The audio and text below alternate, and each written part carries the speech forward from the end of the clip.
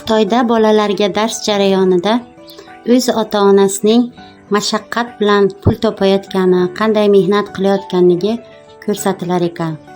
Bola bunda o'z ota-onasini ko'rib, ota-onaning qadriga yetadi va yaxshi o'qishga harakat qiladi. Yana Xitoyda ota-onalar o'zining boyligini bolalariga bildirishmas ekan. Chunki bola xato qilib, otam-onam pul bilan hal qiladi degan fikrga borishi mumkin ekan. Hamma ota-ona ham bolasi uchun shunday g'amxo'rmikin? Qarovsiz qolgan bolalarchi?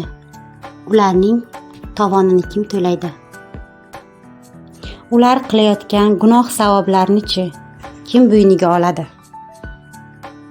Bolaga mehr bermay turib, men sen uchun ishlayapman, men sen uchun ishlayapman, men sen uchun ishlayapman deydigan ota-onalarni ham bilamiz.